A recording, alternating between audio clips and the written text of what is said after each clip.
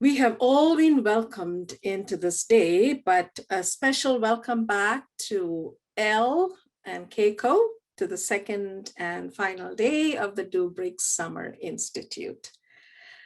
Thank you both for the great sessions we had yesterday. There was so many powerful vignettes that I don't know where to start. But I have to ask you this, Elle. Did you really forget you had a class? Yes, because it's just creative writing and I let them go through the summer.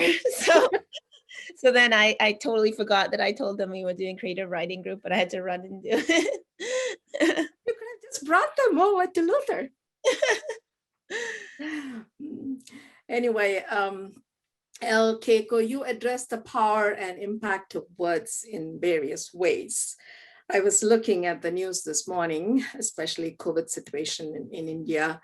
And while flipping through the channels, came across also the news clip about the killing of Andrew Brown and more of anti-Asian attacks. So what is the power of words? The impact of worship language in these contexts? Something to think about. We communicate in different ways, and words are a huge part of it. Is communication possible without words? Of course. But at this seminar, we are giving special attention to the impact of words. While not, spoken words, while not dismissing non-verbal forms of communication. We cannot but be conscious of the way we communicate, we speak, the words we use and don't use. Words empower as well as disempower. Both of your presentations stressed on that. Kayko, you poignantly narrated the story of mother tongue. I was reminded of one of Luther's phrases, looking people in their mouths. Luther's program of looking people in their mouth was to give back to the people their authentic voice, where importance is given to stories that raise them out of silence and disguise, constantly transgressing disciplinary domains. The task of all of us is to make the voice of the silenced and the muted, those that cannot be seen or felt, right? To make legible voices that have been mangled, to bring to sight those faces and bodies that have been neglected, forgotten, missing, murdered, or battered. Of course, that is not a task that brings us glory. But as you very well know, that is what a theologian of the cross would do. Your point about having accents, paying attention to accents, that is quite important for the times and places we live in. My son, Cherub, sent me this note after listening to you. Kayko's part about not being able to speak kanji, but understand it resonated with me. Well, my accent is unmistakable. When I was working as the assistant registrar at Garrett Seminary in Evanston, Illinois, I had numerous Post-its in front of my desk. It's literally covered with Post-its, I would say. Having words in each of those having words in my mother tongue, Malayalam, because my accent made it difficult for who came to my desk to understand me. So I had words like class, metabolism, so many things written in Malayalam so that it was people who came to me could understand what I was saying. There was one particular student during my first year here who said, how can you know what I have written in my paper when I cannot understand what you're saying?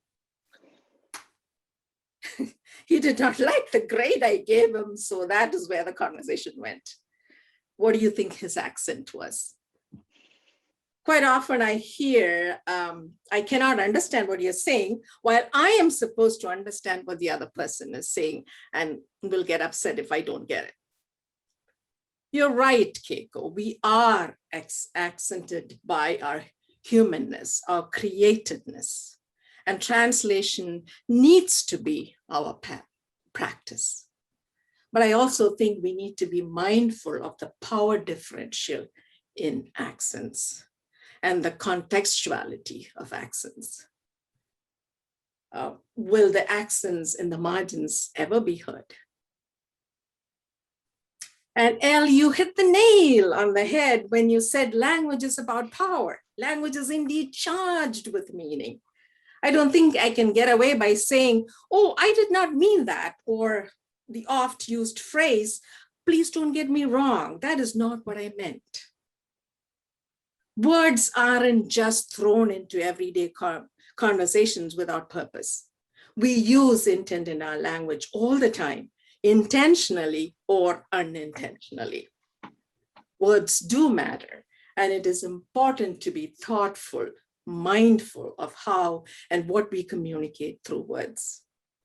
What we know about ourselves and how we see ourselves in relation to others, our relationships, all of these play a role in how we communicate, how we use words, how we don't use words, especially when it comes to worship language.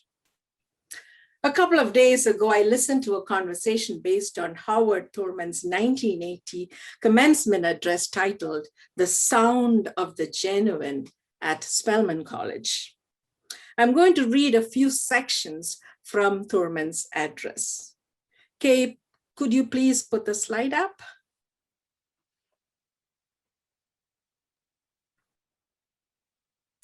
There is something in every one of you that waits, listens for the sound of the genuine in yourself.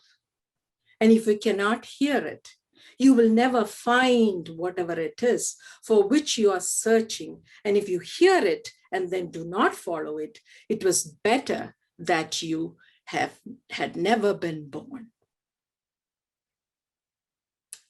There is in you something that waits and listens for the sound of the genuine in yourself. And sometimes there is so much traffic going on in your minds, so many different kinds of signals, so many vast impulses floating through your organism that go back thousands of generations, long before you were even a thought in the mind of creation. And you are buffeted by these. And in the midst of all of this, you have got to find out what your name is. Who are you? And this is where I thought about what you said, Elle, about naming, as naming being the root of being. I continue. There is something that waits and listens for the sound of the genuine in the people you can't stand. And if you had the power, you would wipe them out. But instinctively, you know that if you wipe them out, you go with them. So you fight for your own life by finding some way to get along with them without killing them. There is something in you that waits and listens for the sound of the genuine in other people. And if you can't hear it, then you are reduced by that much. Thanks, Kay. In other words, it is because you have not found the genuine in you, or because you do not know who you are and cannot name yourself, you diminish and discard the other. Would you say that is the case with our use of words, especially worship language? Who would like to go first? Elle, Kayko? I believe Elle has been up longer. I was going to say you're in the earlier time zone. So you can go first. You've been up longer. Oh, I'm going to make you go first. Sure. Good morning to everyone from Treaty 7 territory. Thank you, Joy, for those reflections. It ties in a little bit actually with something that I've been thinking since Elle spoke yesterday. And she talked about, you talked about policing language. And I thought about, who polices language in the church and what words get to be spoken and what words don't get to be spoken. And then sort of tying in with what Mary Joy just said, that some of our identifying names we are allowed to lift up and proclaim loudly in church, and some of those names that we use to identify ourselves, we don't, because we feel perhaps they might not be welcome. And I think, there's something really powerful about people being allowed to name themselves, right? To name themselves in church, and to speak the language that they're going to speak without being policed about it. Because I mean, one of the things we didn't talk about yesterday was the way that language and words fits into this whole structure of discourse, and the idea that there are institutions or authorities that authorize certain language and certain words, and that by authorizing that as official language, the liturgy, the official liturgy, which, in the Lutheran Church, we are lucky to have that flexibility, that we don't have a strict liturgy that we need to follow. We can change the words, which is a gift, but there's still an official liturgy that we sort of, spoken or unspoken, we need to use. And one of the things about discourse and the whole, language, literary theory, is that these words shape us. These words literally form our concepts and our ideas. And in discourse theory, when there are certain words you cannot say, those ideas disappear. And so there's a lot, there's something really powerful just about who gets to name themselves with words. What are the words I get to use to describe myself in church, in worship? Certain ones I think are acceptable. I can describe myself as a Lutheran. That's not a problem. I can describe myself as a Canadian. I can describe myself as half Japanese, half German. We're getting to the point where I could describe myself, my sexual orientation, if I wanted to. We're getting to the point where I can say that I can describe myself as cisgendered. But there's still, there's still boundaries around how we can describe ourselves, how we can name ourselves. And Elle, I think you're so perceptive. I would love to hear from you if there are ways you think that we are policing language or policing identities or policing names in worship. Yeah, well, actually, the last part of the quote, I'm talking about the people that you want to kill, but you have to learn to get along with. The place that took me to immediately, and I don't know if people remember this, this was a few years ago now, but remember Yusra Kogali from Black Lives Matter Toronto? And the police had clearly gone through her Twitter feed after Black Lives Toronto had stopped the Pride Parade. And Yusra had a tweet from a few years ago, and it had said, please, Allah, please, please, please let me not kill these white men out there today. Let me not kill or cuss these white men out here today. And that was placed as this disgusting thing to say. Yusra wants to kill white people. BLM needs to denounce her. And then, of course, this became this major news story. And as Sandy Hudson from BLMTO pointed out, like, Black people are dying and you guys won't even cover that. And then the cops pull this tweet clearly intended to derail and smear our organization, this young Black woman, and this becomes news, and we're not playing along with that. But of course, if we actually look at that tweet, that was actually a prayer for forbearance. She was saying, let me not go out here and cuss and kill these people that are out here trying to harm me, that talk about me in these ways, that are violent towards me, that as a young Black Muslim woman, do all these things to me. Let Allah give me the strength. That's what she was saying. So it was actually a prayer for this forbearance that got written into as if Reese was saying, I'm going to kill white men. So the person actually praying not to do violence is smeared, and the people who actually do the violence saw themselves as the victims. And I thought of that in terms of sometimes the forced positivity, perhaps, of worship space as well. Because what I really like in that final slide is this idea that it is actually normal and part of our sacred to hate people and want to harm them, and then have to pull ourselves back from that and have to go through that process, as he says in that talk, of like, of course you have those people out there that you want to cuss and kill. And of course you have to find a place in you that will not do that, because if you allow yourself to do that, there's someone that wants to do that to you, right? So I thought about that and how little space there actually is for that in any kind of worship service, right? That there's this sort of pretense that we go into the church space and we're all like ready to pray and we're positive and we're a community and we celebrate each other and God, all these things that actually, of course, we know that people gossip about each other in church. Like churches regularly have fallings out and half the people leave and like nobody likes, like there's drama in the choir who's singing, like there's all those things going on. And then there's always this idea that somehow that's particularly bad because it's church space, so it can't like be expressed. And then you don't think of church as a space you come to like deal with your hatefulness, because you're supposed to like come into this sort of positive space. And a lot of women, of course, have talked about this, like feminists, like the culture of forced positivity, like around like breast cancer, for example, where people have talked about. Barbara Ehrenreich, for example, has that whole like book where she's basically talking about how when you're a woman who has like breast cancer, you're not allowed to be sick and like just be like, I feel like crap, because you're supposed to be a survivor, and you have to immediately jump into the space where you're positive. So I just was thinking about that in terms of when we're talking about the sound of the genuine or authenticity and what language means, how sometimes we've pre-written ourselves out of a space or out of language because it's not the space to come in and say, there's someone out there I want to kill. Like, how do you even do that in church? Like, where would that conversation start? Even though those are very natural feelings, our anger, our hatred, and people don't even like saying the word hatred because we're like, we shouldn't even hate people, like, we're not even allowed to go there, like all of those things. So we think of church as healing, but then it doesn't necessarily become a space where we actually openly express our negative emotions. It's almost like it comes up and then you're supposed to just like, pray it away, like give it to God. And of course, people have talked about this too, right? The problems when praying becomes a substitute for like mental health, or praying becomes a substitute for like dealing with the problems in your family, or actually confronting yourself. You just defer it into prayer and then it's supposed to be enough, right? So I was just thinking about that what even do we imagine the church space as being able to contain, right? What have we already thought that we can't bring into worship or into service? What happens when we think of worship as only a kind of positive, I need to get over my grief and worshiping will heal me, but not that I can sit in my grief, or I can be angry, or I can be inappropriate, and I can be these things.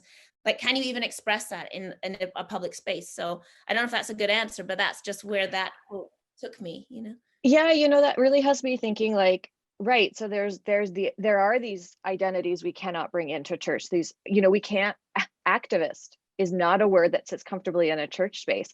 And yet then I think at the same time, the Bible is full of activists. It's just that we called them prophets. And then by naming them as prophets, we sort of seem to like fix them in history and don't recognize them in the place that we're in right now. And so really, again, there's that power of that word where we have the word, we've just consigned it to the past. And if we started to pull it forward, and the word, fighter, like we don't use the word fighter in church, but we might use the word warrior or holy warrior. Or I know like, I have friends in the AME church who talk about their prayer warriors who go to battle. And so we have this word, but again, it's consigned to somewhere else.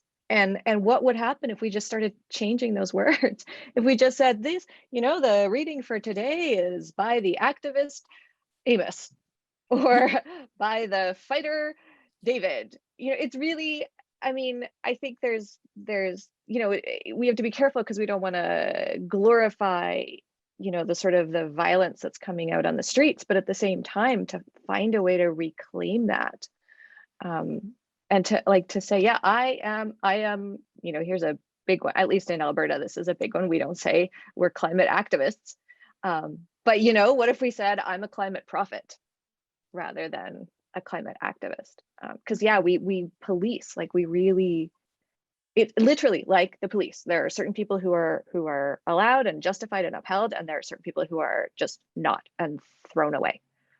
And I'm actually wondering, sort of thinking about this police thing. You had talked about really powerfully about the obscenity that is prison, and I'm wondering if you can help me to see where obscenity is in the church.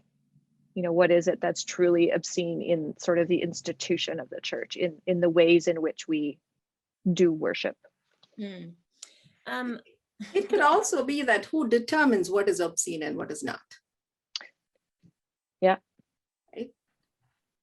Elle, you were saying.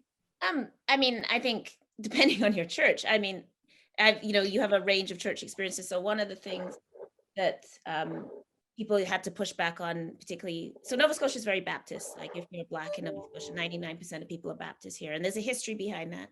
It has to do with the history of Richard Preston, which is a longer, I don't know, we can get into that later if we want. It's actually a really beautiful story. But as a result, everyone's Baptist. It was the way that the Black community was brought into unity with each other. There was many different identities, and Richard Preston walked across the province and deliberately founded the African Baptist Church as a vehicle for like political voice and unity. So it has this important role, but it was also, of course, historically extremely patriarchal. And in my lifetime, people had the experience in church where, like, if a girl got pregnant, she would be standing in front of the church and they would shame her while the man who impregnated her is sitting in the pew completely unassailed, right? And that is like quite recent that many churches did this. That is obscene, that a woman would be shamed coming to the house and like literally then exiled from the church congregation. And this isn't, I'm only speaking about my community. I'm not saying only Black people do this. I'm just saying like this is it. It's in all communities. I'm just speaking from my experience.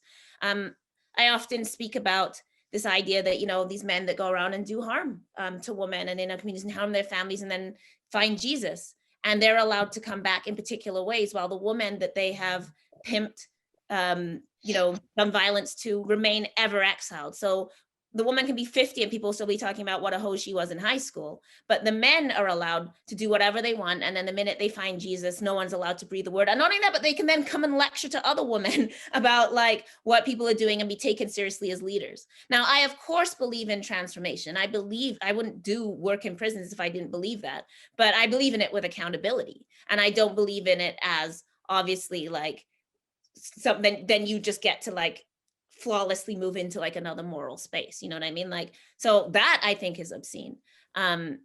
So, I've actually long complained, and I'm not the only person to do this, feminist theologians have talked about this. I mean, it always bothers me. At Christmas, we have like the 9 lessons, and it's also heavily fixated on like Mary being a virgin, which is creepy.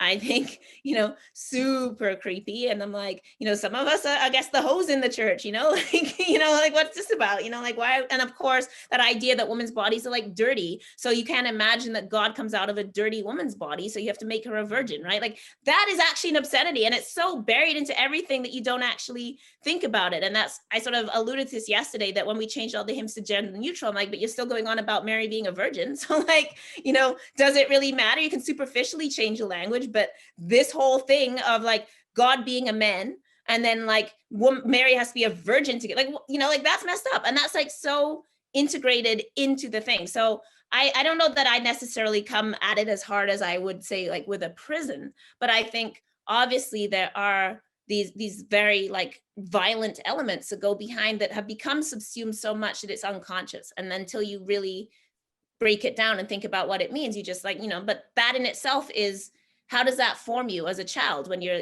hear about God the Father and Mary the Virgin, and like, what does that set up to you, Yeah. It's really fascinating you say that, because, one of the things is a sort of a personal story, but I think it has bearing. Like when I was talking about accents are inherited, this accent of patriarchy in the church. In my family, my kids are 14 now and 11, and I have never in front of them used a male pronoun for God. It's always been God. God, God and God did this and everything like that. And they, the only times they've been in church has been with me when I've been leading the service. So they've only ever heard God as gender neutral. And yet they when they are talking about God, they use male pronouns.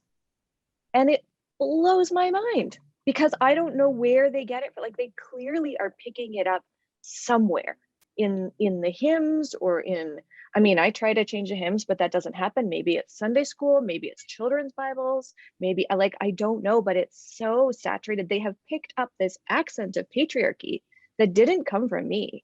And it's so insidious. And I get baffled.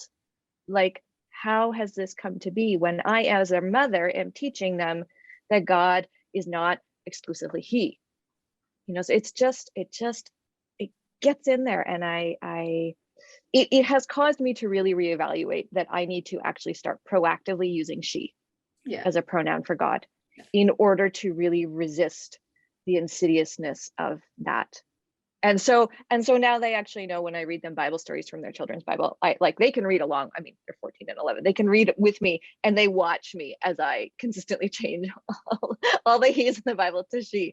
But it's it's the only way I can think of to offer that kind of resistance. Yeah. Just there.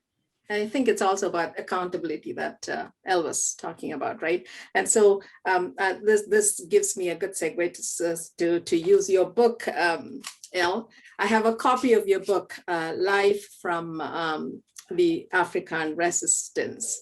And I'm going to read from the poem titled Parts of Speech. I will skip some parts, of course, but you will know where I'm going with it. So here we go. You said I couldn't speak until I had letters beside my name. So I began to learn your alphabet. And you assigned me letter grades and told me not to ask question marks. You left ellipses in the place of my history. And whenever I looked for myself, all I saw were asterisks. So I arranged my thoughts in your grammar, which you told me was the only proper English, and that my people's language did not fit in with your standards. And I was bound inside your books like a person in a comma, until you imprinted your culture onto the blank pages of my thoughts. And I was your photocopy caught inside quotation marks. But my mind was still singular. And I started to question your principal parts, and I turned your language against you. And I understood your bold-faced lies. In the past tense, I saw how you made our past imperfect, turning subjects into objects. I saw my people linked together like chained letters, forwarded to plantations with no return address. You spit on us and licked us like envelopes as you tied us to the post. You stamped out our African languages. You tore families from each other and locked children into binders. And when you spoke out, you broke our spines, carving lines into our backs like spiral-bound notebooks. You edited our lives down to the staples until we ran away like wet ink. You hid yourselves under white sheets like blank pieces of paper, disguising semantics under the cover of night. You burned your cross-references because you couldn't let the black ink write its own story. Like any ruler, you didn't want to share your PowerPoint. So you removed the colored markers from your all-white spaces. But I saw how you used your letters against us. You hung us up like apostrophes until we cut bodies down from trees like loose leaves. Dogs bit punctuation marks into our skin. You punched holes in our heads while we sang, "We shall not be moved." But you left us stationary. As we joined together like cursive writing, the mobs lined up outside the integrated schools, you prevented us from eating at your table of contents. In the cities, you pushed us to the margins, denying us letters of credit. And when you wrote resumes, you left us unemployed, bringing us to the present tense with our families in fragments. I guess you could say we were your syntax. But I can read you like a book. So I see through you like transparent paper. I have turned your language against you. So I guess you didn't get your copyright. Mm-hmm. It was as though you wrote this for this Dubrick Institute. What do you say? Comments? Well, first of all, I mean, and I haven't thought about that poem in years. So I always forget what's in my book. So hearing you read it was really interesting because one, of course, like as people read spoken word, there's something that happens there already, right? That you've never heard me perform that poem because I probably have performed since 2010. So, you don't know what my rhythm and my, like how I'd approach it. So you read it in your own way, which is really interesting when you have a piece that's based in voice. one of the reasons I was reluctant in writing the book in the first place was because I actually really like the ephemerality of spoken word. So when I'm saying I don't do these poems anymore, because like it moves on, right? We also often say we're the only artists that retire our hits. Like you're not doing the same poems, you know, if you go to like, you know, see Paul McCartney, you'll be mad if he doesn't sing like Hey Jude. But if someone books me and I come back 2 years later and I have the same set, they're gonna be like, doesn't she write poems? Like, well, I already heard this, you know, like you can do like one repeat because there's a kind of ephemerality. And so what was interesting for me hearing you read it is that, yeah, like, I mean, when I'm writing, a lot of it is actually towards the impermanence of the word. I don't expect it to last in that sense, you know, and as opposed to this like idea of archiving and keeping the word and like, you know, we have to preserve. Part of, I think, the beauty of performance is it only exists in the moment. There's this group Community in Montreal that does like improv, live organic improv. And Jason, who's the drummer, I remember him saying, you know, sometimes like, we know, we wish we had these things on video, like we'll have an amazing show and we're like, oh, we wish we filmed it. But he's like, even if we had filmed it, we would never be able to access it because it wouldn't be like being within that moment. There was this DJ that had like lost his computer and it had a bunch of, it was stolen from in Europe and it had all his music on it. And he offered $1 million reward for the return of the computer. And someone wiped all the music and then gave the computer back. And I remember Jason saying like, he should have just let it go. Like he, you know, like you should have just had faith that you could recreate, you know, like, and so he has a real philosophy of this idea of improv, not just as like a superficial practice, but as an actual philosophy and movement towards life. So that's the first thing I was thinking of, which is like totally unrelated to the text of the poem, but in terms of how language moves between us and how we preserve it and the need to preserve language versus like saying something and like letting it go or letting it sit or letting it develop in another way. But yeah, I mean, as far as the poem itself, which I haven't thought about in ages. I mean, in some ways it's pretty self-explanatory. I just like took like grammatical terms and then rewrote them into a different narrative. And in this case, a narrative of slavery and colonization. So it's in some sense fairly straightforward. Like it's not necessarily deeper than that, but obviously was an encounter with language and the very medium that I'm writing in, the very medium that, you know, gives me the life I have in a lot of ways. Like the activism I do comes out of poetry. You know, finally, you know, now that I'm finally like employed, it, you know, has come out of public activism, which has come back to speaking. So speaking has been the thing that shifted and moved and shaped my life. But at the same time, and I was talking a bit about this yesterday, you know, I speak in the language of the colonizers, so many of us do. I don't have access to any other language. My grandfather spoke French Creole, but that has died. It's a disappeared language. Nobody speaks it. So I don't have access to that. You know, and he wrote and sang in, you know, so the French, like what we would call patois, but is actually like, you know, a Trinidadian language that is gone, you know, so I think we're always encountering that sense of loss. What Dion Brand talks about is the door of no return, right? It's the image of the door of no return in the Gambia and the slave fort from which slaves, you know, left for the Americas, right? Or were taken from there. And many people go back on pilgrimage to that.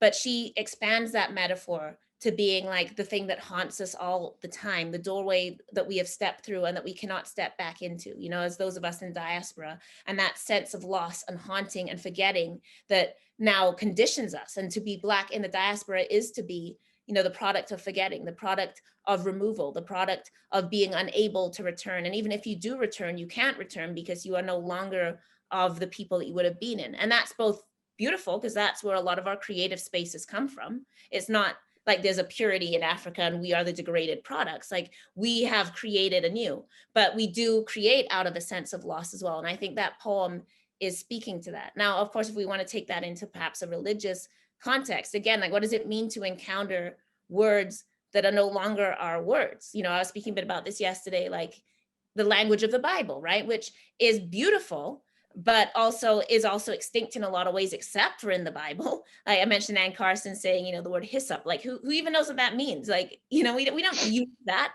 but it sits around and that there's a beauty to that, but also then there is a loss, there is a movement of time. And then we have to re-encounter and think, what does it mean to step back through those doorways? Every time we come into a space, we step back into doorways lived in by other people that are not us, that came before us. And that can be really good. There's something beautiful about encountering the past, but we also encounter their patriarchy, their racism, their colonialism. We encounter the ways they took that word around the world and, you know, literally killed and burned people because of it. You know, the ways that now people want to say, oh, Jamaica's homophobic, Uganda's homophobic. Well, who taught them that? Where did that that come from? Whose Bible is that from before you condemn us? You know, who, like when my cousin was born, and she's not that old, she's like 40. You couldn't even go to school in Jamaica if you didn't have a father on your birth certificate. And my family had to force a marriage, which nobody wanted, because the child would not have been able to get an education. And that's like not 500 years ago, that's my cousin's lifetime, you know? So all of that comes, and you don't get to choose. I don't think you can choose, well, I just like the Jesus God part, and I don't like that part. You have to encounter the burning part, and the killing people part, and the homophobia part, and the like transphobia part, which is still ongoing, not deceased in any way. Like those things are also part of the words that people spoke. And it doesn't mean that we have to be ahistorical and say, I can't like Martin Luther was Islamophobic. So like we don't have to throw it all out, but I don't think we ignore it either. We have to say, what does it mean that some of this beauty came out of people who were deeply engaged in Islamophobic actions, people who were deeply racist, people who supported slavery, people who did all these things. And what does that mean for us? And I don't think that's a bad thing. And so I think that's what that poem is trying to encounter. That was a really long answer. I'm sorry, Kayko. I don't know what, for me, you know, I mean, I could not miss the subversive elements in the poem. And for me, it was also an act of decolonization of language, right? So actually it reminded me of Audre Lorde's 1984 essay, the master's tools will never dismantle the master's house, right? So she was calling out racism within feminism at that time. Anyway, sorry, I'll shut up. So, no, I was going to say, no. Well, you know, I was going to say, right? No, sorry, go ahead, Kayko. Well, there were two things that you just said that I thought were super important for when we're looking like at worship language. And so you talked about the ephemeral nature of the spoken word. And I think, you know, Lutherans, we love our texts. Like, we're not literalists, we're not fundamentalists, but, you know, Luther, I mean, the gift that Luther gave us was the text, that we could actually read the Bible for ourselves. But somewhere along that way, that kind of shifted to a really unhealthy obsession where we really rely on fixed texts that don't change so that we can keep going back to them as sort of the center. And, you know, it's not just the Bible, it's like, you know, church structures are governed by our constitutions, and what does the Constitution say, and what are the rules, and all of those, we look to them because they're fixed, because they don't change.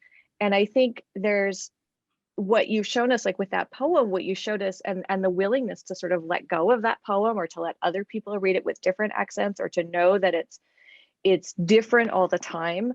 I think that offers us a way to let go of that, our obsession with the words that are written down so that nobody can change them.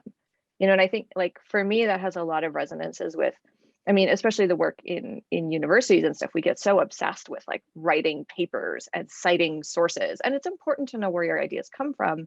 But at the same time, isn't there, you know, I worry that it stifles our work. It stifles our words because we're constantly going back to other people's words. And then, you know, the other thing you said that I really, you talked about this language of the diaspora. And I mean, I think, like, Christians are a diaspora people. Like, we have always been a diaspora people. This language that we, you know, that worship in, like all of this stuff, that's not, there has been no original language for us. And I think we lose our way when we forget that, when we forget that we have always been diaspora people. And we start to think that, no, this is our home, this is our language, this is our native land. It is the native land, it's just not our native land. And if we began to sort of think that, yeah, we are all Christians are living in diaspora, and what is that? What would it be like if we started centering that instead of centering, you know, our churches that way? I was just going to say as well that, like, you know, especially because of, you know, if you can write, whatever that means, there's a certain kind of particular privilege that comes with that. And I've had many encounters, especially more recently as my, you know, you get a bigger profile and people see you in the news a lot and stuff. And then, you know, I've had like other Black women be like, oh, I don't want to do this interview, you do it because you speak so much better. And I'm like, no, that's not true. And they're like, yeah, but you're not going to say anything embarrassing. I have, you know, a North Preston accent, or like, you know, I sound Black. And I'm like, what is that? So, I mean, I also cite myself as I'm not absent from the power structure. I'm in the power structure. I'm a light-skinned, cisgendered, like, conventional looking Black woman with an education. Those things make me part of a privileged class, and I'm able to use language in those conventional ways that give me a lot of power. So I also don't want to exit myself as though I'm, the sole recipient of power and don't have any power of my own. When of course, I mark my students' papers, I'm in control of their future, right?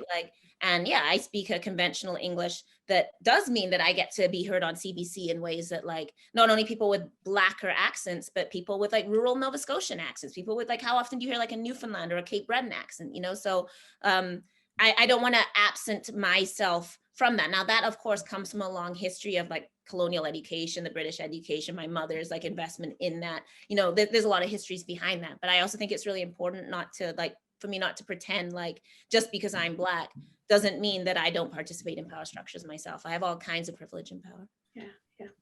That actually goes back to something you said yesterday from Audre Lorde's, where you talked about the transformation of silence and into language and action, that line where she says, your silence will not protect you. Yeah. And I'm sort of thinking back to some of the conversation yesterday was around, so how do we speak once we recognize our accents? And maybe I should, be quiet and let other people speak. And it occurs to me that sometimes there's this self-protective, motivation when we realize that the way we're speaking can be hurtful, we decide to stop speaking. But that's not it's a self-defense mechanism, and it won't protect you. It won't protect anybody. So it's more about speaking and making those mistakes, like you said, knowing we might use the wrong accents, knowing we might use the wrong words, but just trying it anyways, because our silence also hurts other people. Yeah. Thank you. So I'm going to you, Kayko, now. So you wrote a review of the book, Post-Colonial Theology of Religions, Patriarchy and Pluralism in World Christianity by Jenny Daggers. And in it, you talk about the theologian Jung-Ha Kim's critique or words, and I quote, borrowing is a polite word for appropriation. Borrowing is a polite word for appropriation. See my accent?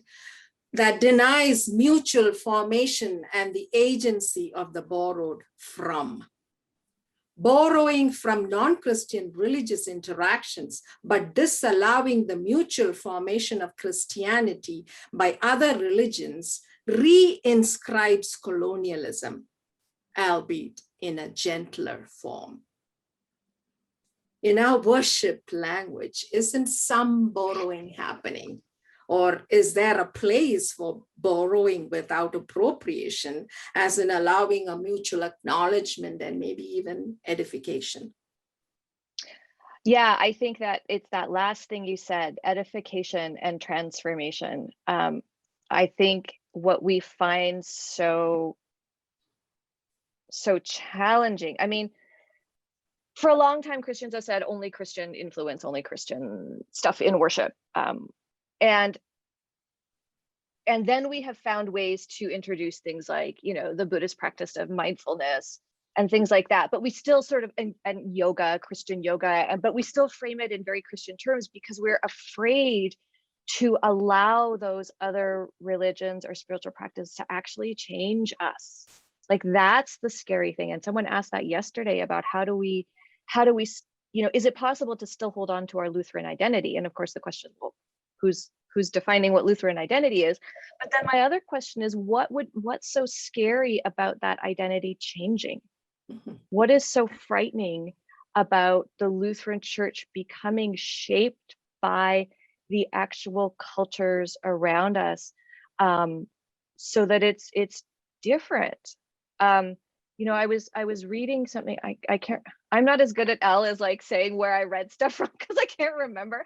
But, sort of saying that there are Lutheran churches in the world where the Book of Concord is not central and the Small Catechism is not central.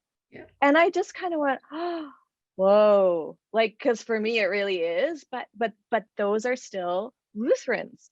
And so I think, we really have to start to say what is central about, our identity, and what if that changes? And why are we so afraid of that? So there's that whole part of it. There's that whole part of like, if we can borrow responsibly, it means that we are allowing ourselves to be open to the ones that we're borrowing from and allowing them to bring themselves into our midst. And we know when people come into our midst, we change. And then the other part of that is I would say the biggest religion we appropriate from is Judaism. We have completely appropriated Jesus Christ, like just taken him out of his religion and taken Jesus and his name and his ideas and sort of co-opted them for ourselves. I mean, let alone the whole history of then going and trying to kill all the Jews, without allowing Judaism to shape us. And contemporary Judaism to shape us. Like we borrow all kinds of things.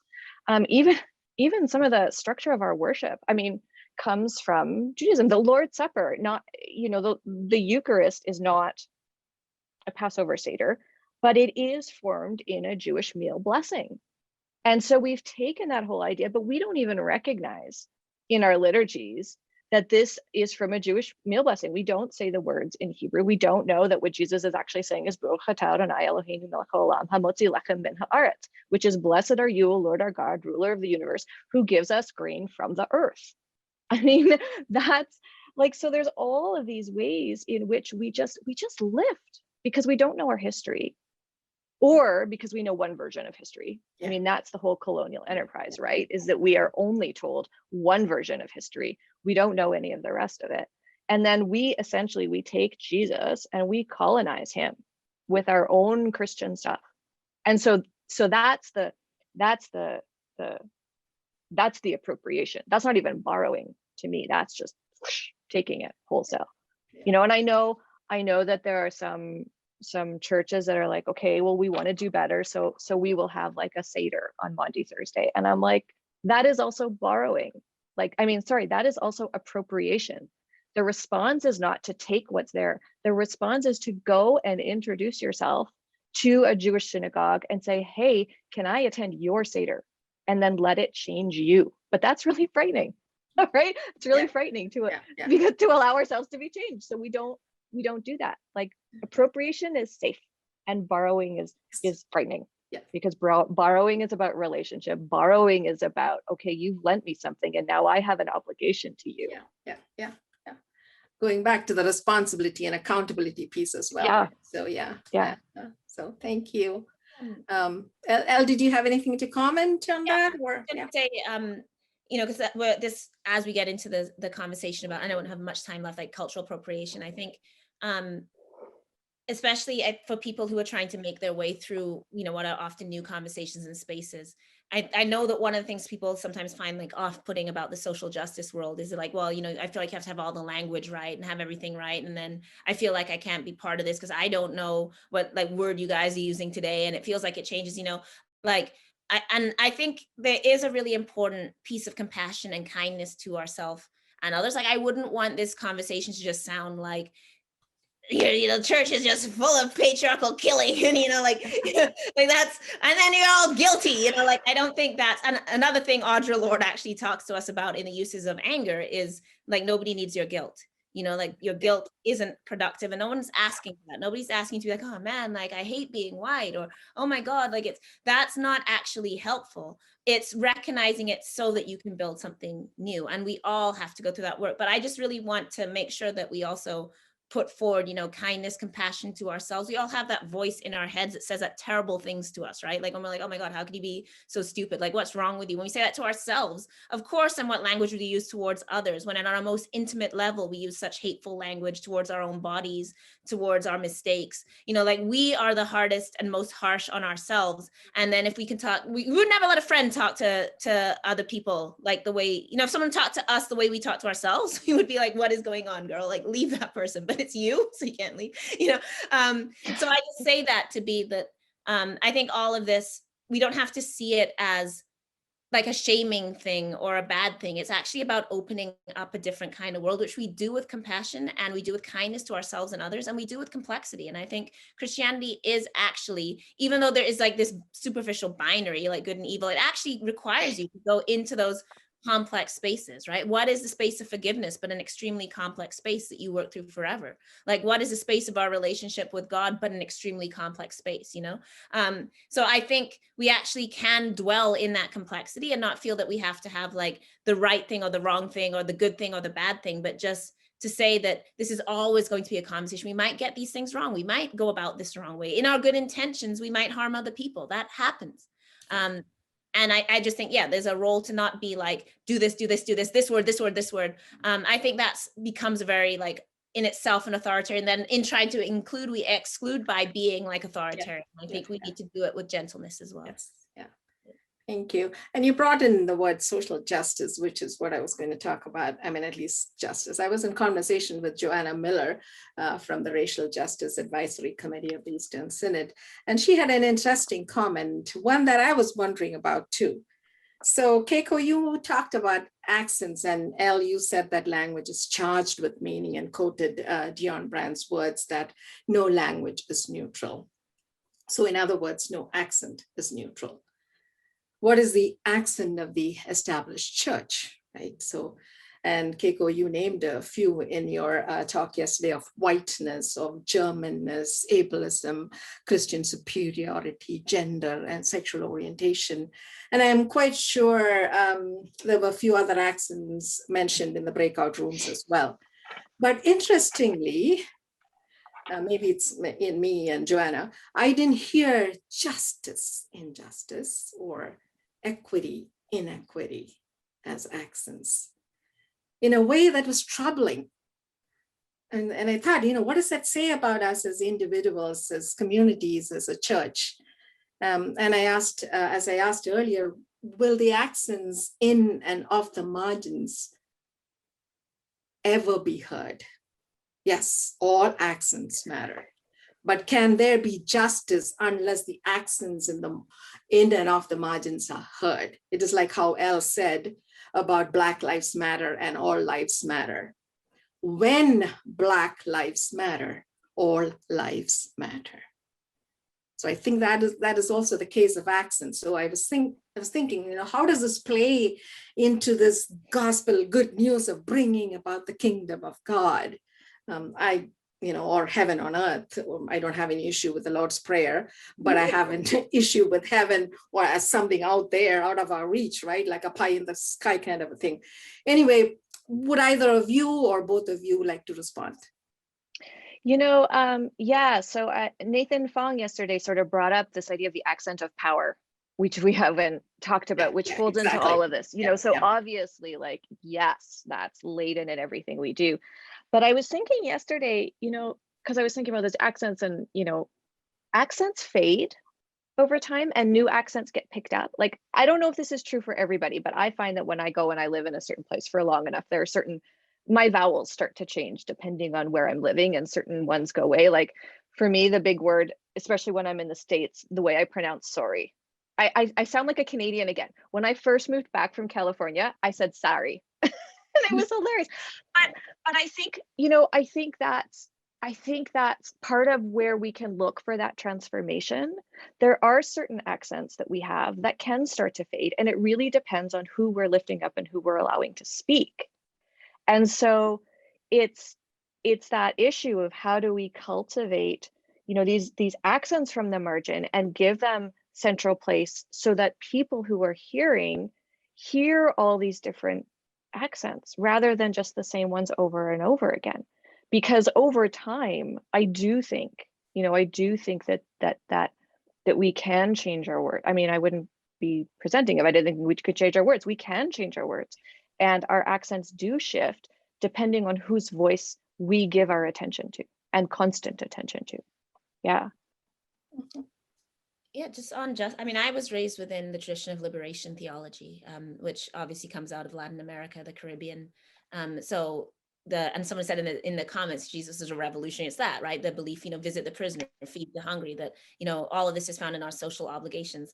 And I do think it's important also to recognize that, I mean, my grandmother, a Black woman living in colonialism, like religion was their place of expression, right? So I also think that, we can't simply express that the church is always this like white colonial. It is, but people have taken that and used it in all kinds of ways, right? So, and I often kind of joke about, even if you don't end up religious as a Black person, as a Black woman, you often, because your family's so churched up, in the moments of like extreme despair, you find yourself like ironing and singing the hymns that your grandmother sang, like against your will, because there's a point where, when things became unbearable, the only thing was the spiritual, when Black women who were cleaning floors all day had, 4 hours a day where they could dress up, and it is 4 hours in the Black church, where they could dress up and be heard, and you could speak in tongue, you could do these things and set yourself free in ways that you couldn't, on the street. So Black women, Black people have adapted this religious structure and made it a form of expression, made it a form of politics, made it all of these things, right? So yeah, I was never sort of raised in a tradition where like the important thing was who was going to hell, or, who was doing this or that. The important thing was very much the social activity. My mother refuses to admit she's religious. Like, this is a woman who like is, church deacon, reads through the Bible, entire Bible in a year. She has a schedule for it. Like, but then if I claim she's religious, like, I'm not religious, like you literally go to church all day, every day. But like, she's, out here, I don't know, she loves like, she's giving communion to older people and stuff. It's her service. And I can very much see how my ideal of service in my own way came out of that, right? So I have reinterpreted that. For her, it's within the church. For me, it's obviously within prisons and stuff like that. But I can see that same structure, and that's the same structure my grandmother had, who was a completely powerless Black woman in a colonized country, who left her door open. And if people stole from her, she'd say they must need it. They need it more than me, when she had nothing. So I think that it's, yeah, like nothing, there's never an idea that something is how it is, like that the church can only be this. It already is other things. It already has been the space of organizing. In Montgomery, Alabama, the bus boycotts, that was all organized through the churches, right? How did people know how to boycott the buses on Monday? Because on Sunday, the leaflets went out saying nobody get on the bus on Monday. And that was, of course, in the church. Of course, MLK was religious. Malcolm X was religious. Bob Marley was religious. Like, so many of our great figures are prophets and religious people in themselves, and also understood that liberation was the goal, and that to be religious was to be invested in liberation. Jeremiah Wright, Obama's former pastor, I saw him talk, and he said, preaching without social justice is not preaching at all. That if you're not doing social justice, you're not doing religion. So. Yeah. Thank you. And I'm just looking at the time. So there was some question. Sorry, Elle? I'm sorry. I said I'm long-winded. I'm sorry. No. That's great. I mean, I could go on for, some more time. And there were some questions yesterday in the Q&A sessions. I mean, both Kayko's as well as Elle's, and I was going to bring that now, but I think I'm going to move it for the Q&A after this. So I will pass on those questions to Adam. But I would like to give some time for the two of you to engage each other's talks, right? So without me asking particularly point questions. You ask good questions. So, you said you could probably do that for the whole hour, but I think we may have at least 10 minutes or, 15 minutes maybe, Christine, is that okay? Yeah, okay. So if there was anything you wanted to address yesterday, but could not, so it's the floor is yours. I mean, the screen is yours. Sorry. I don't know where to start. Well, you said something yesterday that I hope you might expand on. You said diversity framework is not a liberatory framework, and I felt like maybe I was missing, like maybe you were using diversity framework in a particular way, or I felt like I didn't understand that. And so could you unpack that for me, please? Yeah, so like, I'm not obviously against diversity as in people being present. The framework of equity, diversity, inclusion as it exists, like as it's wielded by institutions, I don't think is necessarily for the goals of liberation. Meaning, for example, that what does having more Black cabinet ministers do for us if the government maintains anti-Black policies in the country, right? So great. I mean, I have a poem where I say a woman's going to send the bombs. Like, this is my like tribute to like the Biden government. And I'm like, oh, great. So now a woman goes and bombs somebody else's homes and I'm supposed to be happy about that. Like, that hasn't changed anything, right? Like, feminism is not having more women generals and like a woman directing the armed forces. I think feminism has to be peaceful. Feminism has to end war, because we understand that women are always going to be the primary victims of war, sexual violence, such, right? So we can't then be like, oh, great, like a woman 5-star general, like that's equity, diversity, inclusion, but it's not liberation. It's not.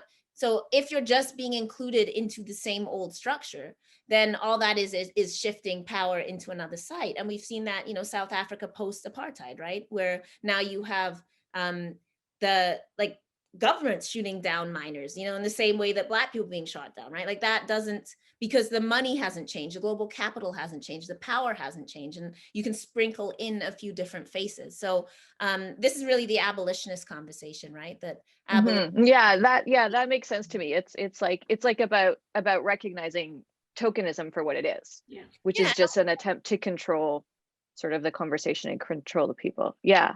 No, I understand. In particular, is you very much take the ethical stance of like, we can and must change things, right? So that this isn't about cosmetic changing for sort of PR purposes. Like, if our church holds a service with Indigenous people, then we can like put out a leaflet and, you know, now we've done our thing, you know, that it's actually, and I think you very much speak and live in that ethical space of asking us to really reassess what we're doing and to really think in each moment about what our principle is. And that's what I'm, I guess, also saying, right? That like, so it's like that's helpful. Sorry, go ahead. I was saying, it's like a checkbox. Yeah, right. Because I think, you know, one of the challenges is that I'm struggling with is, you know, the way in which we sort of, we include voices, like, because we try to include voices of minorities, and then we're like, okay, now our work is done. They've given us the program to follow for now, how to decolonize or deracialize or whatever, and we will do all the steps, and now we're good. And what I find, like, to me, that's the easy way out, because the work of decolonizing, the work of deracializing, and all of that stuff is like super contextual. And it requires us to like go and examine our own power structures where we are, to hear like, what are the own accents that are prevalent in our particular community. And that's like way harder. I mean, that is exhausting work. But at the same time, I think that's the commitment, that's the vocation, that's the, what you said, the dying every day. Like, dying every day is so, it's like taxing. It's emotionally exhausting, but we do it in order to have that, you know, for God to give us that new life. And so this work of dying every day to all of these structures is like, we can't take someone else's death. I just realized what I'm saying. We can't take someone else's death and make it our own, but we can't. Like, that's not how it goes, because the context is all different. The power structures are different. Well, yeah, I mean, this is a Desmond Cole special right here, but Desmond randomly one day started talking to me about how the shadiest part of the Bible is like when, you know, Jesus says to Peter, like, I know you're going to betray me. And he's like, think about what the Bible's saying there. Like, this is like your boy. And you're like, you know, this thing's going to happen to me. And I already know you're going to betray me. I'm still friends with you, but I know you're going to do the thing. And then Peter, and he's like, and you're not even going to remember that you did it. You're going to betray me. Not even going to remember we had this conversation. And you're only going to remember it when you hear that cock crow the third time. And then it's going to come to you. And I'm like, what does it mean to be Jesus in that moment? To know the people that are dearest to you are going to sell you out. And you're going to have to move forward anyway. And you still love them. And they're going to go on to do these things in your name that are wonderful, right? Like, Peter's going to go on to like found the church, but he betrayed Jesus. And like, that complexity is at the very heart of this whole story, right? That people let Jesus down. Judas betrayed, like, you know, all these are the people that know the most, that are closest to you, that are dearest to you, that are like right beside the word, you know, like holding hands with Jesus, and they still sell him out. And like, why is that there in the Bible? Like, what is that trying to tell us, right? About like our own, I don't know, it's just a really, and Desmond always talks about this, like, that Jesus just like literally is going around telling people you're going to do this thing. And he's like, it's so shady, like just like telling people like, basically, I got to read on you, dude, So I'm just thinking about that, like in terms of like, we are all Peters, you know what I mean? Like we are Peters. We can't escape being Peters in that situation. Like if Peter did that, like it's more or less saying to us, we are going to fail all the time. Like it doesn't matter how close you think you are to God, how much of the word you have, you are going to fail, and it's okay. Like it's going to happen. So, because you cannot be the perfect worshiper, you cannot be the perfect person, you cannot be the perfect justice. You are going to fail yourself at every moment of these things that you do. And then you're going to have to find a way forward. So yeah, I don't know. I had a reason to connect that to you, and then I forgot what I was connecting. I lost my train of thought. We were talking about check boxes, having people in places to take care about equity, diversity, or whatever, right? So if we have a conference like this, we have that box ticked off, right? So so I think it's I think I was also saying that, that we can't let that stop us moving to the new world, right? That like that's the thing, is that this new world that Jesus envisioned is founded on human failure, right? And it's like, and that's the idea of grace, right? That like you're going, like that's what grace does for you, and that you don't have to be perfect, you don't have to buy your way into heaven, like you are already graced with it. You are already beloved, right? Like this kind of idea. And so I think that as we try and build something different, like do we just want to replicate the things we feel safe with? So like we don't really have to change anything, we just have to bring in a person onto our board. And it's like, no, we actually have to do that risky work of doing the new thing where we're going to fail. We're going to like not get it right. We're going to make mistakes, and that's okay. That's already embedded into like this whole scheme. Like we already know we're going to do that. We can never be God, but we just have to try, Oh, well, it's like, we have come to the end of the allotted time for this panel. Okay. So I guess I just have to say thank you for now, right? I mean, the big thank you is going to come later. But thank you, Elle. Thank you, Kayko, for this engaging conversation. Welcome back, everyone. We're going to just take a little bit of time to have some question and answer now with Elle and Kayko. If you have questions that you haven't submitted already, please feel free to do so in the chat function. We have collected a couple of the questions that came in yesterday and again this morning. There was one that kind of piqued my interest yesterday, and so I'm going to just pose this one because I think it's really neat. And that's, what is your advice to a young poet? And I would expand on that to say, what is your advice to a young pastor or to a young counselor or to a young person whose work will be rooted deeply in the use of language? I guess I'll go first, and then Kayko on preaching as well. I think like what I always say to young people in terms of writing is that, much like most things in life, you want your writing to move with you through your life. So that means you have to have a strong core within you. And this goes back to Joy really beautifully bringing up that idea of the genuine voice that speaks inside you. And I would say that's very true for writers. You're going to get rejected all the time, like nobody just sails into #1 bestsellers, or very few people, like you're going to submit things, you're going to get rejected, you're going to do work that people don't like, they criticize. So you have to have that space inside you that is like, this is why I'm writing, this is what my voice is, and have a really, really strong sense of that and why. And also so that can grow with you.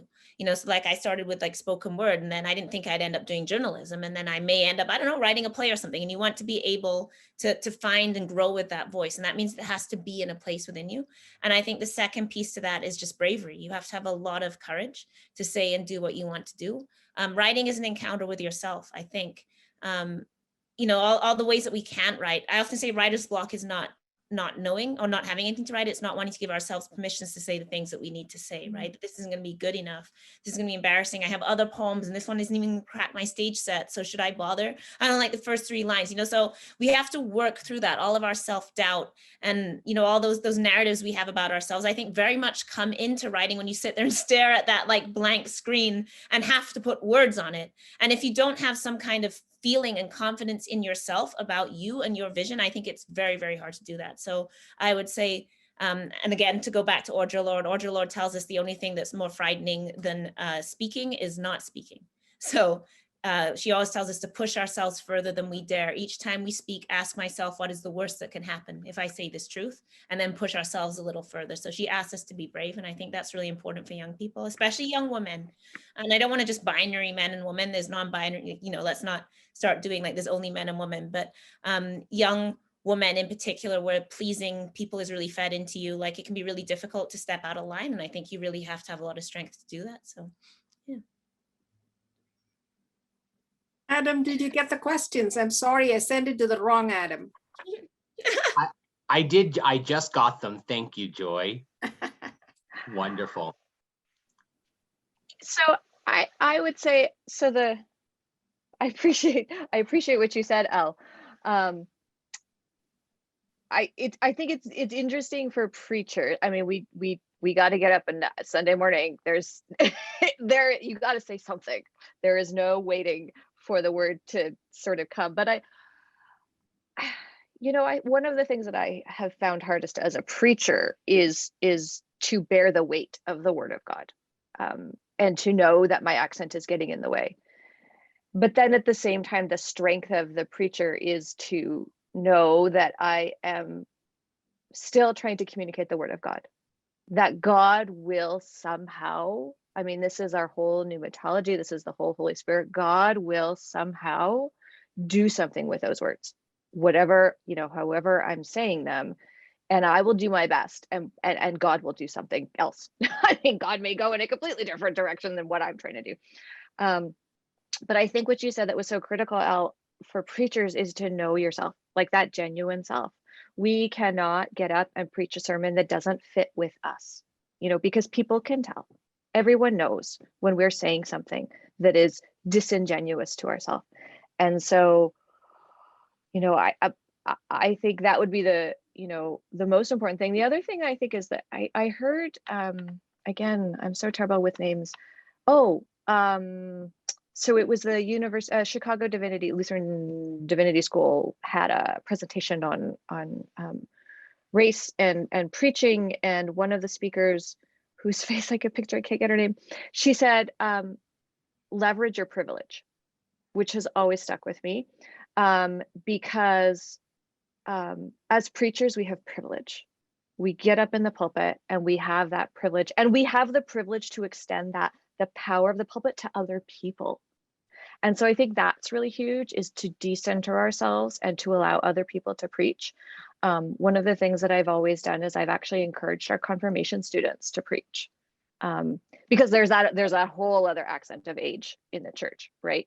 Who, that we lift up people who've been there for a long time, who are older, who are more mature, and we don't let the kids just speak.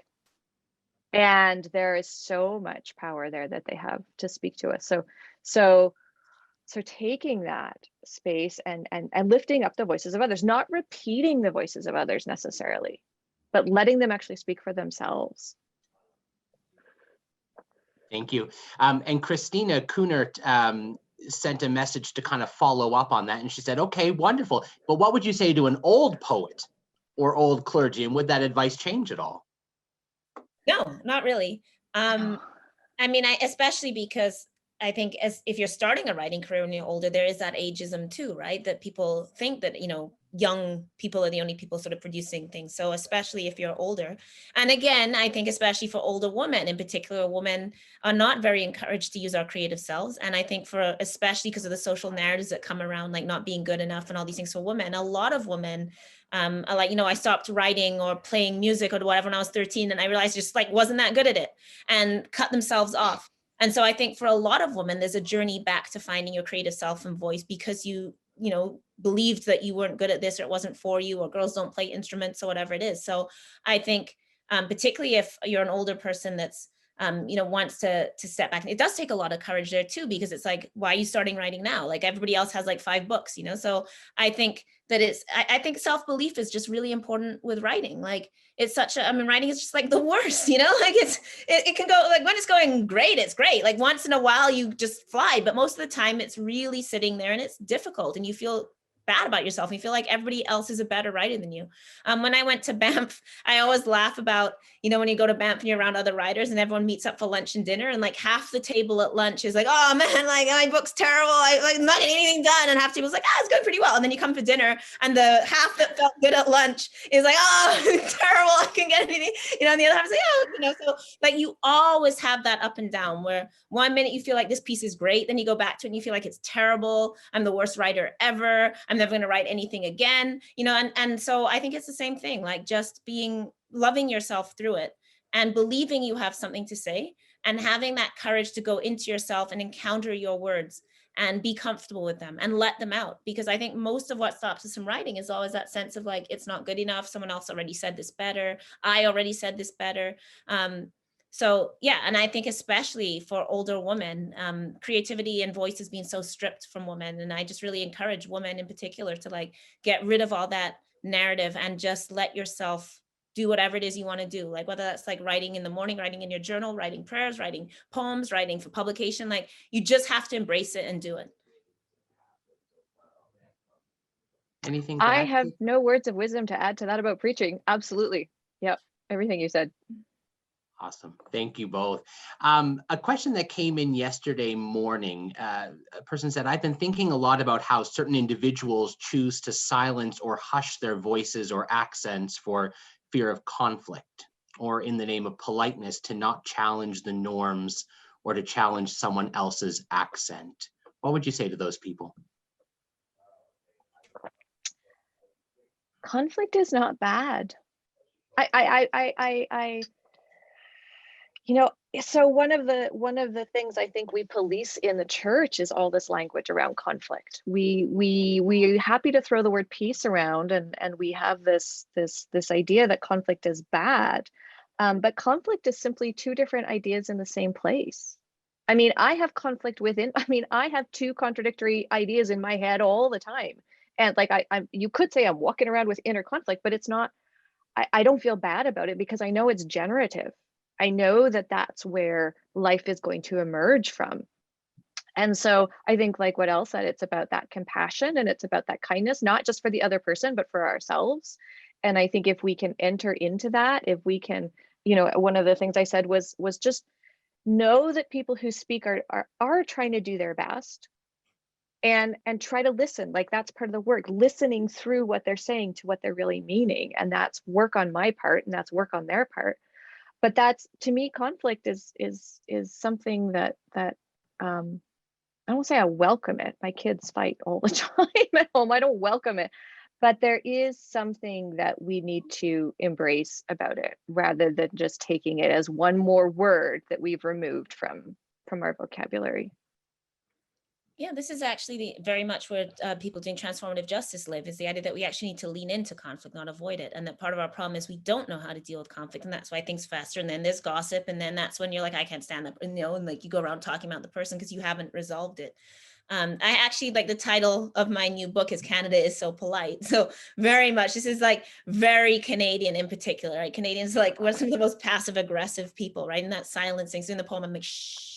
Rude to raise your voice in Canada, you know, this idea that particularly in Canada, there's this like remnants of, I don't know if it's like upper Canada culture or something, but it's, you know, like it's rude to argue with people. It's rude, you know, like, and people get very uncomfortable. And then but underneath all of our so-called politeness is Indigenous genocide, is racism, is homophobia, is all of these things that we don't like to point at. So yeah, I don't know that politeness and civility, obviously caring for other people and being mindful of how we're in relation is extremely important, and being willing to adjust that in different spaces and be humble, that's important. But that's different than a kind of imposed civility and politeness, which becomes silencing, right? Which is usually about power, because it's the people in power that decides what's civil and uncivil. So and you know, and I'm the person that leans into conflict, and then the more that I've leaned into conflict, the more people depend on me to be the person. So like whenever something's going down, people always get me involved, and then they're like looking at me and I'm like, oh man, you're like making me step in and do this.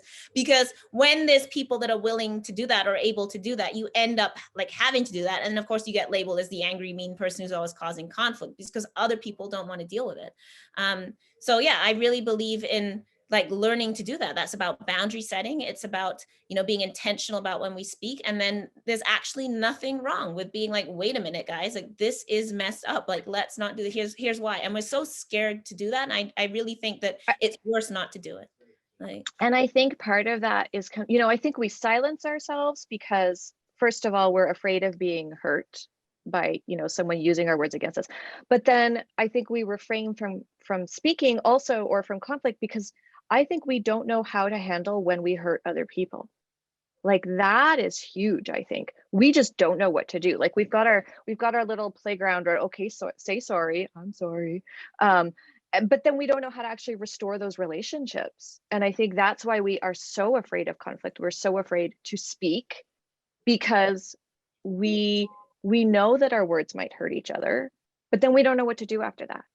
And if there was some way in which, you know, if we could learn how to, you know, the whole process of truth and reconciliation, it's the reconciliation part that we really need to work on. What do we do when we've hurt someone?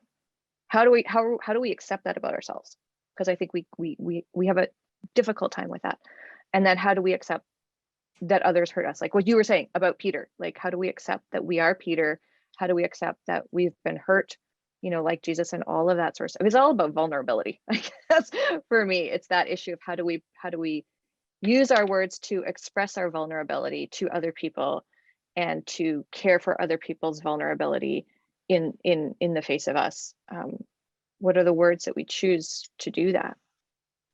and also it's not you, like when at the minute someone says this, we take it as like, if you say this thing I did was racist, you're saying I'm a bad person. You know, if you say this thing I said was ableist, it's like you're saying I'm, you know, so we take it as a totality in the whole of ourselves. And then that's when we get defensive, because what we're hearing is, are you saying I'm a bad person? And the person's not saying that. They're telling you that, you know, the language used here was ableist, or they're telling you that this action you took wasn't thoughtful or whatever. But so it's really important to divorce ourselves and the good person we feel ourselves to be in all these other ways from the moment where we're facing critique. Those are two different things. Thank you.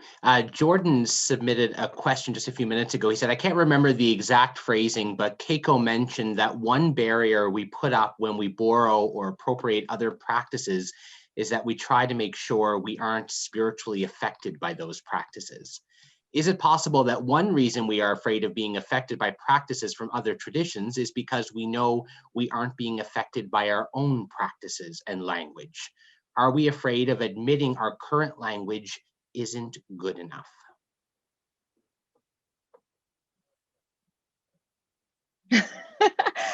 Yes. I think we're afraid of a lot of things, and I think we're afraid to admit that we're afraid. Yeah,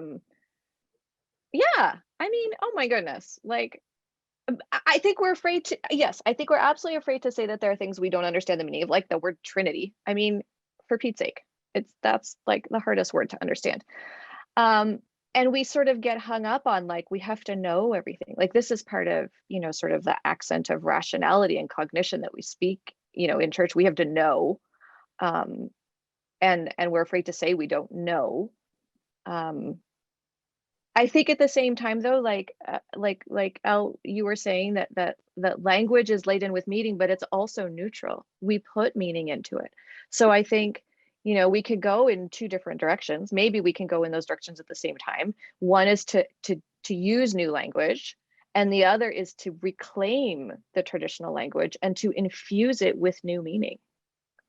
I don't think we should be scared of certain old words. I mean, I used to, when I was teaching confirmation, I taught them the word ecclesiology. I was like, you now know a word your parents don't know, and you can use that.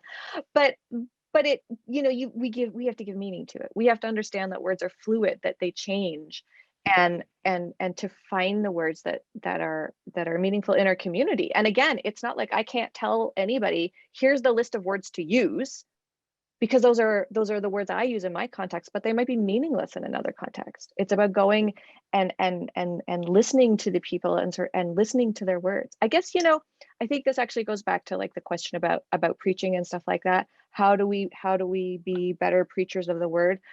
We do it by listening, just by listening to lots of voices, as many voices as we can, to the people that we are talking to, and what are the words they are using. I'm going to try and say this very quickly because I don't want to take too much time, but yeah, I mean, then this sort of idea of particularly fear of other cultures, a lot of people who theorize whiteness. So we understand that race is a construction, right? Whiteness is a relatively recent construction, is always changing, right? People who were white, like weren't white 50 years ago, get to be white now. So we change that, right?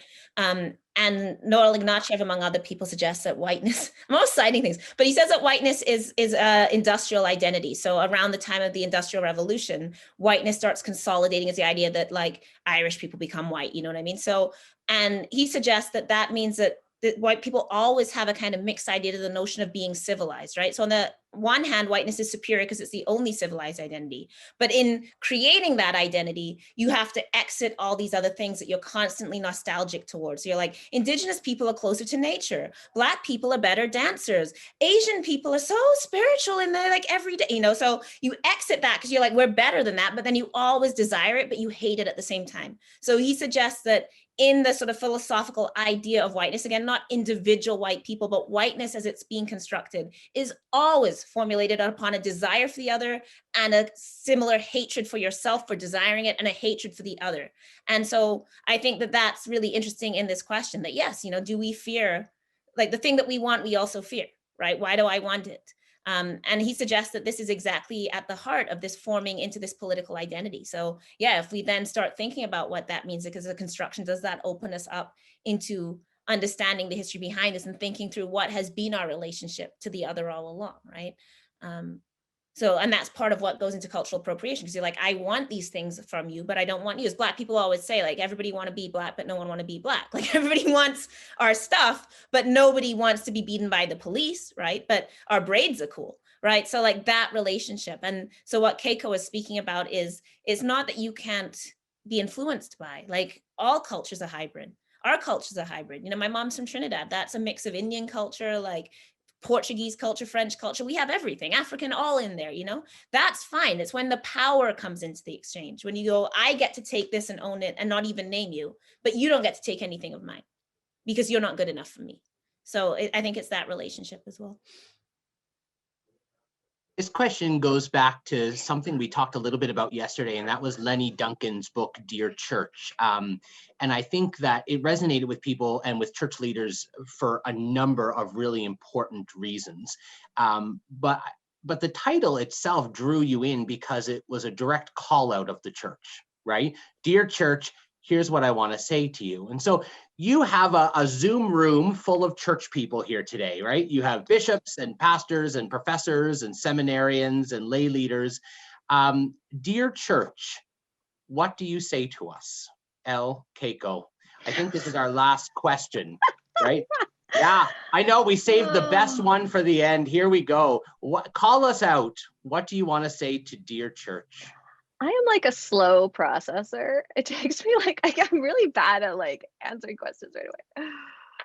I mean, I don't know. I don't know that there's like, I don't know if anyone can address a community fully that you're not part of, right? Like those addresses, is it ever fair to call out a community that you haven't experienced, you know, because you can see something on the surface, you don't know what's going on. So I don't know that I'd ever say like, dear church, particularly to a church that I wasn't involved in or attending. I do think, I don't know. I mean, I never think a thing like it's not what a thing is, it's what we do with it, you know? So obviously we all inherit a religion, we inherit a church, we inherit tradition, we inherit all those things. They came before us, you know, we did not create them, but we participate in them. So I think it's just looking at what is the message, you know, that my mom's favorite Bible verse is, what does the Lord require of us? You know, be kind, do justice, walk humbly, right? Like that. And you can like reduce the thing to that, but what do all of those things mean? So I don't know if I guess I go back to like religion without social justice. What does it mean? You know, so what does that justice look like? What does it feel like? How do we stand in being just? And if we believe in God and if we believe in, you know, the Christian project and the Christian family and community, what does that obligate us to on a daily basis? And people, I just think, need to have that conversation, right? That don't be scared of having that conversation. What does it mean to be in a community? A church is in a community, and how do you fully live in a community? Or is that community just Lutherans or just people who attend church? Or is it even the people that are vehemently opposed to the church? And then what does that mean? What does that obligate us to as we move around our lives? What world are we obligated to if we believe in the message of Jesus? What is that? So I just think like those are the things. So it's not really me that would say dear church. I think Jesus already said dear church.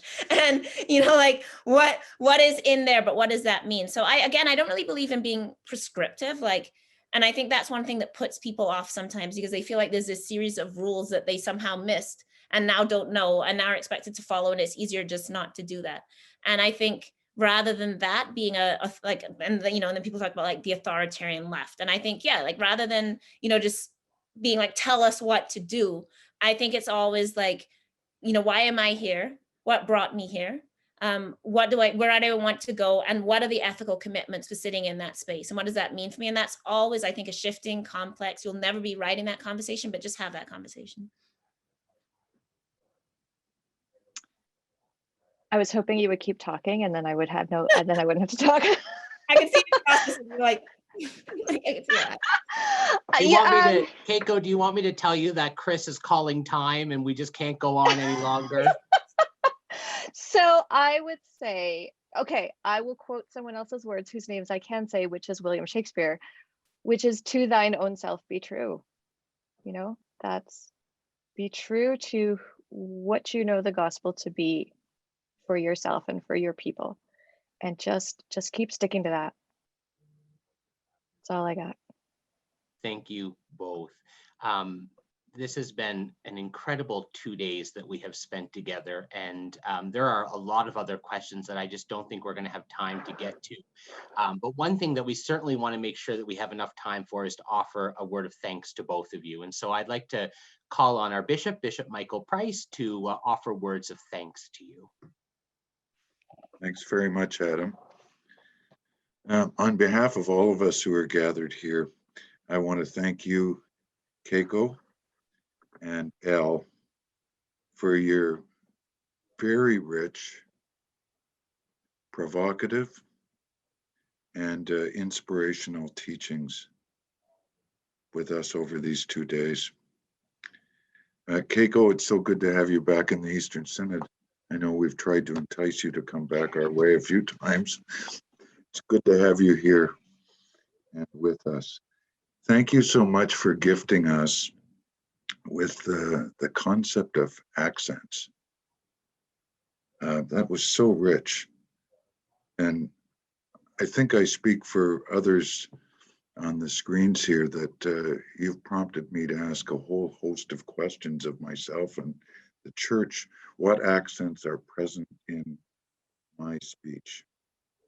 What accents are present in our church's speech?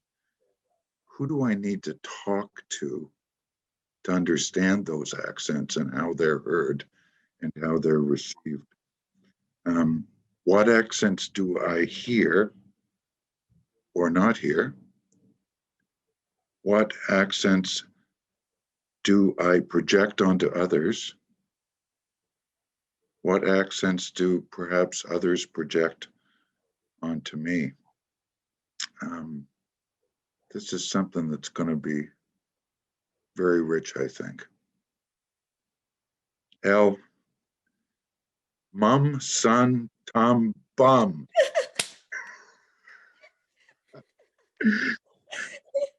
I think, like others have said, I would have loved to go to church with you, because I mangled hymns and liturgy and everything. The Dion Brandt quote, "The terrain of language is not neutral." You illustrated that so powerfully in the many examples that you shared with us. And today you asked us how we can broaden the bandwidth, my words, interpretation of what I heard. How do we broaden the bandwidth of what words are considered to be welcome in our churches? How do we broaden the bandwidth of what words are welcome in our worship lives? And together this morning, you left me with the question, how do accents change? You suggested to me, both of you, that accents can change. So I'm asking, how can my accent change? Where does it need to change? How can our church's accents change? And where do they need to change? You've really, really blessed us over these couple days. And I can assure Joy, and I hope I'm speaking on behalf of all of us, that this will not just be a check in a box event. So Miracle, can you open up people's mics so we can offer a virtual acclamation of applause to thank these dear friends for teaching us and serving us so ably in these days. Thank you, Elle. Thank you, Kayko. Yeah.